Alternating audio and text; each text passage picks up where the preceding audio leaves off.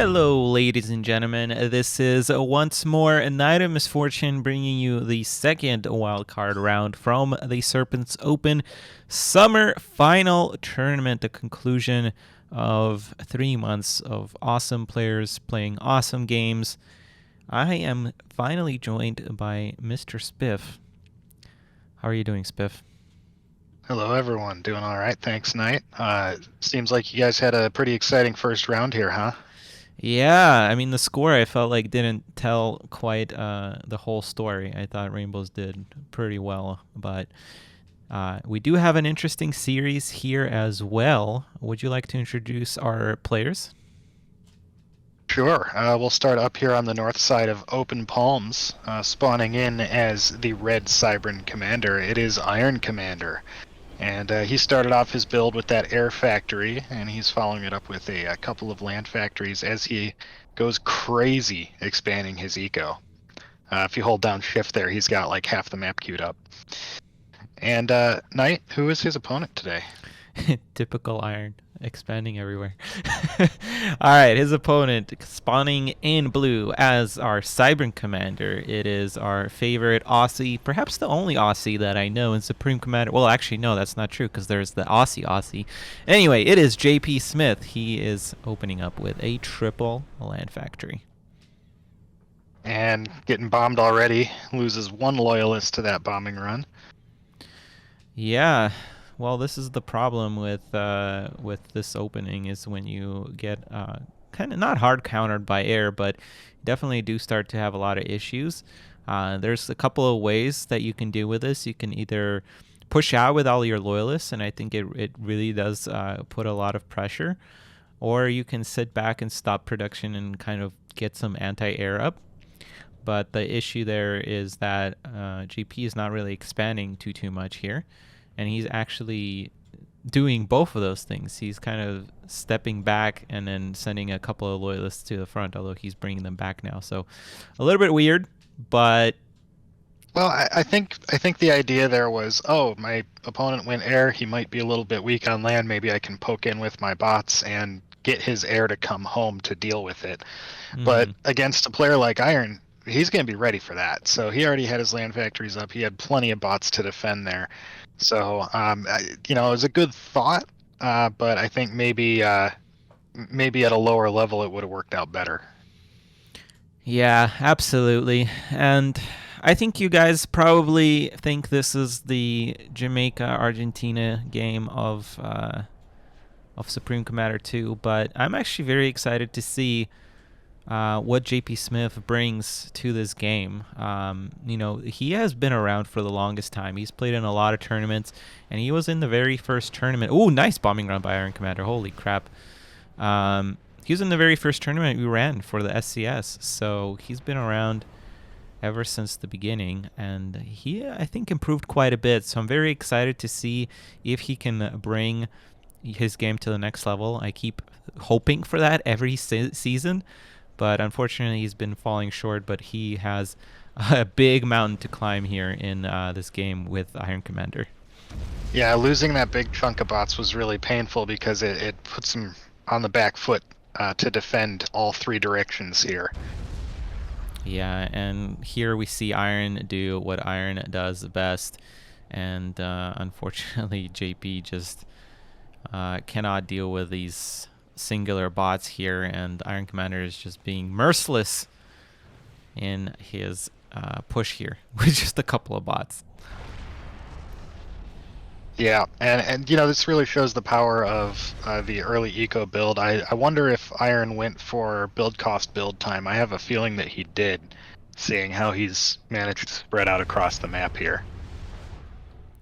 Yeah, absolutely. And when he opens up air, he usually goes up build cost build time.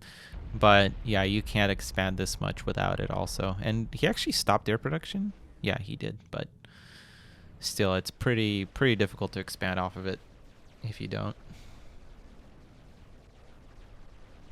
Yeah, I think this is the version of what in my mind I refer to as the Polar Bear build. I don't know if Polar originated it, but I ripped it off from him. Very similar, but that one started with all land factories, and this one starts off with the air factory instead. Another very nice bombing run there. Got 4 bots.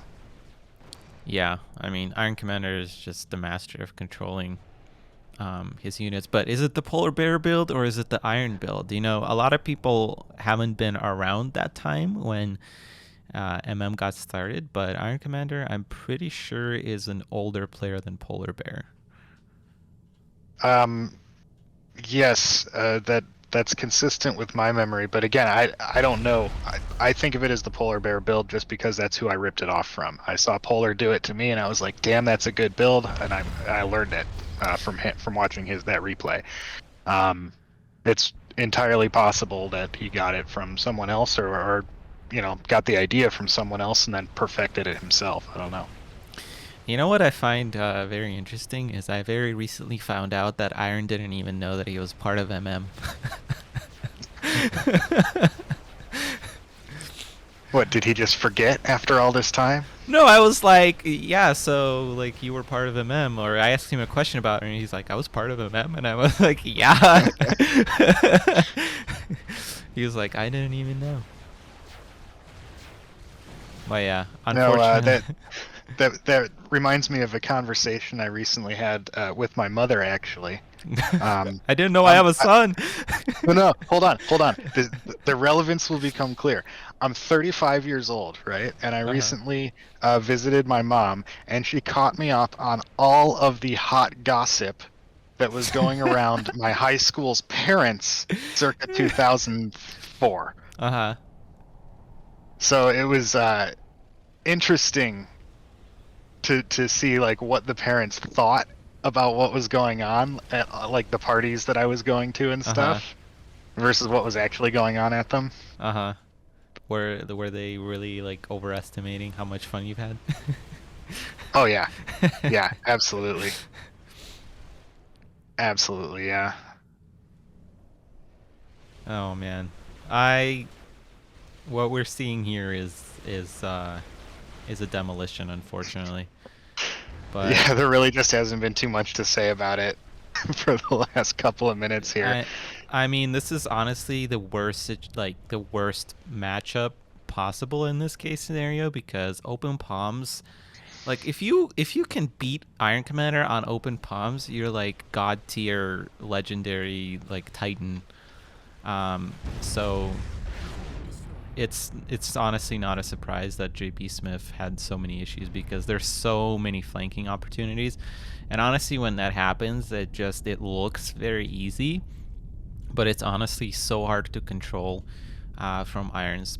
And he typically does very well with it, but nevertheless, I mean, JP Smith gave it his best here in the first game. The second map is his map pick, and it's actually an air map, and that is, if there is a chance for him to beat Iron Commander, it's definitely on air maps, or on a little bit of a less standard map where Iron can't flank as much. So we're going to take a short break and jump into game 2 and see if JP Smith can bring it back in this series. We'll be right back.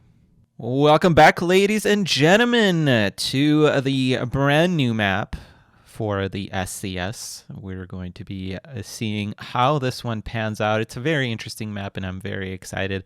Of course, brought to you by Maxing, but I'm very excited to see how this goes. Joined by Spiff once again. Please introduce our players. All right, we'll start over here on the left side. Spawning in as the blue Cybran player, it is JP Smith. And he is throwing down just a single land factory for now and filling in his eco. And yeah, he's got a second one queued up there. I was looking for a research station, but I'm not seeing one here. And Nite, go ahead and introduce his opponent. On the other side of the map, how did you like his Aeon tactics last game? I know, how dare I? How dare I give Iron Commander Aeon? How dare I? It is, of course, Iron Commander spawning as the green Cybran Commander. And he's opening up with 1 air and 1 land. So, Spiff, I know you've never seen this map before. It's quite a bit different than your usual Emerald Crater. But what are your initial thoughts here? Well, Emerald Crater is usually considered to be an air map just because it is so big. And with these spawns being a lot closer together, the rush distance is a lot smaller. Plus, there's this high ground. It's not very high ground, but it's still a little bit of an advantage. That's right in the middle here and very close. And I think both players are going for more of a land-based build here. Iron has open one air, but his follow-up at two land looks very similar to what he did on Open Palms, and I think this map is going to play a little bit more like Open Palms. The other thing that I notice, I think it looks to me like there is a lot more mass. I think there's like an extra 8 or 10 mass extractors on this map now. So economies can be ramped up a lot quicker, I think, than typically what we see on the standard spawns for this map. And looks like that's exactly what Iron is thinking. He's putting together a big economy just like he did on Open Palms. So I don't remember exactly how many mass extractors there are on the original map, but yeah, there's definitely more mass. And I kind of all the mass points have been switched except for maybe like these over here on the left-hand side where the hill is. And the top and bottom 4 I guess are the same, but everything has been switched and custom built for this tournament. We do see adapters coming out from JP Smith. That's what I would have liked to see in the last game. Yeah, but now he spent money on, or mass, not money. let's call it what it is. On an anti-air tower over there. So it's a little bit of an inefficient when you're going for, especially adapters that are more costly than your normal units are. But I do like this response. He does see that flank coming in, and looks like Iron is not gonna try and go forward with it. Interesting. He doesn't see it on radar, so I wonder why he's pulling back there. It might just be a timing thing. I think he wants to bring this other group in to threaten at the same time, and split attention that way. Yeah, that actually makes a lot of sense. I do also like this engineer move out being protected by a few adapters, but Iron actually stopped air production once again. So pretty much the same tactic that he used in that first Open Palms game. And again, the expansion is absolutely ridiculous for our Danish player. Yeah, and he's pushing up into the center too and putting down some land factories to protect that forward expansion and maintain a good front line. I think, that one thing that I don't know how Iron plays as far as his zoom, but he's always thinking about the whole map. Yeah, he plays zoomed out, completely zoomed out. It's one of the things I've been trying to work on because I really do enjoy zooming in a lot, but I think it causes me to miss things, and I still miss things. But yeah, that's one of the greatest powers. A lot of people don't know, but Iron Commander is actually one of the, well, I can't say one of the best players in StarCraft 2, but he's a very good StarCraft 2 player. He's, I believe, mid-master, maybe even high-master. And he plays Zerg, too. So, that means a lot of APMs, guys. And that means that's why he's so good at controlling all these different units, because in Supreme Commander, you can just zoom out and you don't even need to hotkey. I asked him one day, so how do you hotkey your units in Subcom? And he's like, oh, I don't really do that. And I was asking him about all these key bindings or key things that he uses for Subcom, and he's like, no, I don't do that. I was like, do you rapid fire in Supreme Commander 2? And he's like, no, that's like unnecessary, and that's like cheating. What would you even rapid fire? Well, I rapid fire assists, so like 5 clicks. I have a key that just does 5 clicks very quickly. Yeah. But yeah, I mean it's not really necessary, but I set up some rapid fires for Valheim just because clicking the same button 25 times in a row to feed your furnace and shit was getting to me. But really, I mean the zoomed out nature of Supreme Commander and the ease of boxing units, I don't Yeah. really think hotkeying is necessary, except I will say I do use hotkeys in the very early game when I'm microing with my commander and a group of units. Yeah, So I mean, I'll, for units, it's I think still kind of helpful, but honestly, with like you said, with selecting, if it honestly might even detract. So you have to be very, very good at it to make good use of it. But once you do, I mean, it helps a lot. And then I think the biggest power you have using the hotkeys is when you double tap the hotkey, it zooms in on the obviously on the units that you have. So if you're playing like Iron Commander with zoomed out and you want to micro really quickly, instead of using the mouse feel that's very slow, you can automatically zoom in just by double tapping the hotkey. So that's one use that I still think a lot of players don't use that is very useful. And I'm not really good enough to use it myself very efficiently, but I think it's absolutely like at the top level, something that can be utilized and is very effective. yeah, I mean, I guess depending on the size of the map, it may or may not even be necessary though. Yeah. Yeah, I mean, on a small map like Desolatia, like you can just this zoom level, you can like micro the whole map. Right. Well, JP is having a rough time holding on to his base here. Iron's economy is just running away, and he can afford to just throw his units in, and if some of them die, some of them die. There's plenty more on the way. Yeah, Iron Commander is ruthless in this series. He is going to kill JP Smith straight up. Wow. Well, props to JP Smith. I mean, he's giving it all his in this series, and you know, I thought he would open up air on this map, and I think Iron might have thought so as well. So that's why I think if he knew that it was land, he would not have opened up air. But who knows? Anyway, Honestly, I 2-0. think Oh, go I ahead. think Cybern versus Cybern, you kind of have to open air because if the other guy does, then you're safe, and if he doesn't, then you win. Yeah, I mean that's true. Yeah, I mean opening up air is never bad. I think on a big map like this for sure. Yeah, so I take it back. Nevertheless, Iron Commander goes up 2-0 in this wildcard round. We do have one more map for you at the very least. Let's see if JP Smith can get a point here on the board. We'll be right back. Don't go anywhere.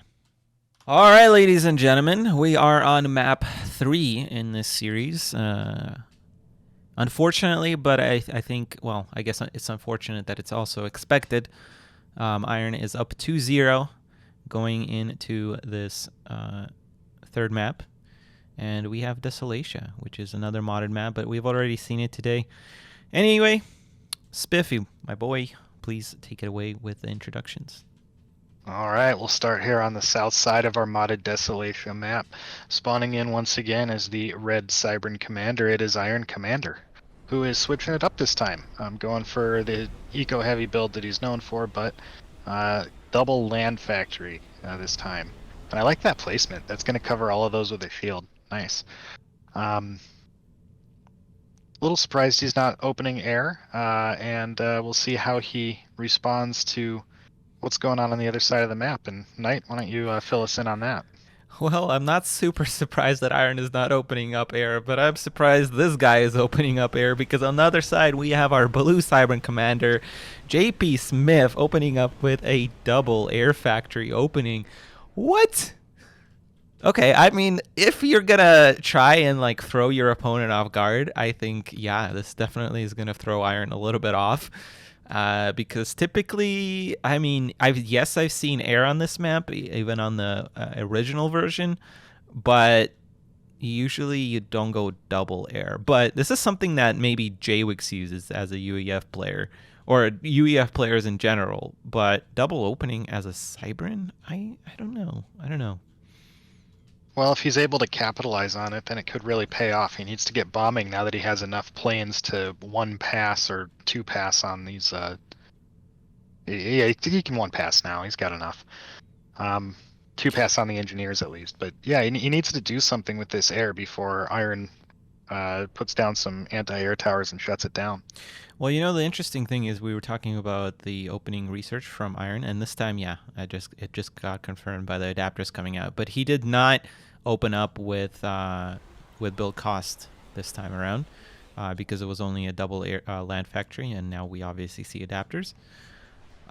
So I was gonna say he can't afford an anti-air tower quite yet because he's been expanding, but apparently he can. Yeah, not too many adapters out yet, but one plane went down, and the rest do manage to get away. Yeah, these bots kind of out in the open. Iron very smartly pulling them back. Chad did notice my lack of mute, by the way. Of course they did. Yeah, when have they not noticed an Easter egg or something that I do that's wrong? They usually notice before we do. Yeah, absolutely. Well, otherwise it's not a mistake. This time it's the delay. Yeah. Oh my goodness. Well, you know, all things considered, JP is actually not doing bad with his air here. You know, I see so many players, newer players in this situation, just holding back their air. And that's definitely not the right way to go. I'm also curious to see what he's doing with his research because it's not going into his stars. Typically, with this opening, with 2 air, and this aggressive assist as well, you do see stars in your air. Oh, nice bombing run there, taking out quite a bit of adapters there. That actually might slow down Iron quite a bit here. He does capture the mass extractor there, though. Yeah, and the rest of these adapters should go down to that bombing run. Sure enough, they do. Now, Iron's going to be setting up on the cliff edge here, and... A 3rd air factory, Spiff. Sorry? What is going on? There's a 3rd air... Oh, that's a land factory. I thought it was an air factory. I was like, what the heck is happening? Sorry, I got distracted. Hot Hollow Point sent me some message on Steam. And what's Hot Hollow Point up to these days? I don't know. I haven't looked at it yet. As I mentioned to Nite earlier, I might as well share with the rest of you as well. I'm a wee bit out of it today because I woke up with a splitting migraine. So I took a Vicodin, feeling a lot better, but I'm a little bit loopy. That's how we like you, Spiff. Yeah, well, you know, it's just a different substance making me loopy today than usual, that's all. Also, Voxtermelon brings up a point that I forgot to mention. Yeah, absolutely, there's hotkeys for special abilities, which are absolutely crucial, and I think most people use. Like, for example, Teleport, absolutely. Jump Jets, Structured Deado is probably the most important one, which, by the way, speaking of, we do see our Structured Deado coming out from JP. Manages to get one bot there, though. Yeah, and also very recently, I've actually, believe it or not, only, not super recently, but not as early as people might think, started using hotkeys for build keys, and absolutely important to place your buildings with the build keys, because going up and down, especially when you have a huge monitor, like it's a lot. It saves you a lot of time. But also you can do the same with the units, and that's what I've been doing most recently, is trying to remember and memorize those. And you know, I think it speeds up quite a bit. Yeah, absolutely. There's tons of useful hotkeys in this game. The point I was trying to make earlier was control groups are not that useful if you're playing. Yeah, right. Yeah, I mean, I definitely see it, and I think even if they are useful, like I said before, you have to be really good at using them. Right. Is that another Structured Deado? Might have been, but Iron is doing very well keeping his distance. JP is putting up a good fight here. He's got a shield on that factory now, and it's doing some work against that factory TML. But once again, Iron's economy is just a runaway train that cannot be stopped here. Well, that's Iron Commander in a nutshell for you, I think. And cue the Thomas the Tank Engine Iron Commander memes. So, what would be your biggest advice to somebody like JP Smith, Spiff? I know I'm kind of putting you on the spot, but obviously he has a very, very hard opponent. Like that's an understatement saying that like that. Pretty much the best Um, player, arguably the GOAT of Subcom too here, but there's definitely ways to improve, right? yeah. I would say probably. Let's see, two things I would focus on as JP Smith. Number one, transitioning out of your opening and into the mid game, Mm-hmm. and having a plan for what to do next and how to either capitalize on your early game advantage or recover from an early game slump. Because I think that's where most of these games have kind of fallen apart for him. Is okay, the opener happens and whatever happens happens. He gets damage, Iron gets damage, whatever, and then Iron just runs away with the economy. Um, Well, let's be so fair. That's most of his that's Iron. opponents. Yeah, Yeah. yeah, and that's what Iron Commander is good at, is making sure that you can't transition into the mid game. But whether that's your opponent or not, it's an important stage of the game, and that transition is really important. And then probably the second thing I would say is more tournament specific, but being unexpected. And especially in a situation where your opponent is, maybe a good bit better than you, then do something out of left field and something that maybe they don't know how to respond to. Your typical openings of just eco and two land factories and three land factories, whatever. These openings are the opponent's going to see that and say, oh, okay, I see what you're doing there. Here are your likely transitions from there, and here's how I'm going to put a stop to all of those. Doing something, out of the box and just really crazy can sometimes pay off. And especially in a situation like this, where you're playing multiple games against the same opponent in a row, being unexpected is really important. Yeah, I don't necessarily disagree. My advice actually for JP specifically would be to go a little back to the basics, because I feel like every time I watch him play, especially bigger tournaments, he does something. So I guess I'm kind of a little disagreeing. He kind of does stuff that is a little not standard. I remember JP for like having like a one air, one land, one naval, one land type builds with like research stations. Like that's kind of what I've seen a lot. I think he's actually played a lot more standard this tournament, minus this last game. I think it was a little wild. But I would go back and just play a whole bunch of games on Open Palms, because what I see him still struggling with is honestly micro. Especially we've seen that on Open Palms. Obviously, that's a difficult map. But I think overall, just having better control of your units makes you a better player overall. So yeah, unfortunately, JP does go down here in game 3, 3-0 for Iron Commander. Very solid game. I mean, there's no mistakes by Iron Commander at all. And when that happens, anybody is going to have a hard time. And JP Smith did his best, thought very well, and you got to give props to him. So, unfortunately, that's the last for JP that we're going to see him in this tournament. But it's got to be said again that JP has been playing for a very long time, and every single season this year, he made it to the season final. So he is getting better every time, but hopefully he will rewatch this replay and maybe take some of our advice to heed. But playing Iron Commander is definitely great experience, and I'm excited to see him in the fall if he continues to play. As for us, guys, we have a little bit of time before our next match. I believe it's maybe like 50 minutes. We'll see if maybe we can start a little early, but regardless, thank you guys for watching. I know there's been a lot of people chatting. I see Vanity has come to the party, and then Hope has been here for a while. But thank you guys, and we'll see you in a little bit.